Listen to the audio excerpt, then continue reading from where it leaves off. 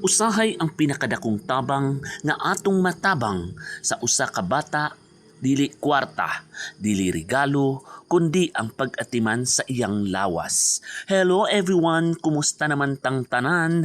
Ali ka kaibigan, atong hisbutan ang pag-outreach namo sa Barangay Kalasan.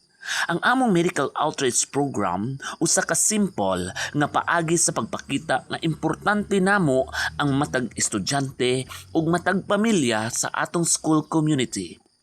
Pinaagi ni ini atong gihatagan ug higayon ang mga estudyante ug ginikanan nga makadawat og basic health assessment ug health education ug mga pahimagno kung unsaon pag-atiman sa ilang panglawas. Kay para sa usa ka bata, mas sayon ang pag-at-on kung siya himsog, komportable ug adunay mga tawo nga nag-atiman kaniya. Ug para sa mga ginikanan, walay mas dakong kalipay kaysa sa pagkahibalo nga ang ilang anak luwas, himsog ug gitagad. Dili lang kita nag-atiman sa panglawas, nag-atiman kita sa mga damgo sa atong mga kabataan.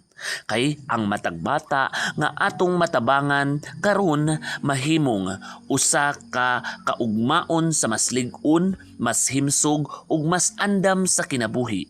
Ang medical outreach is not just about service, it is about care, compassion and hope. Bahalag giulan, laban gyapon. Bye bye everyone.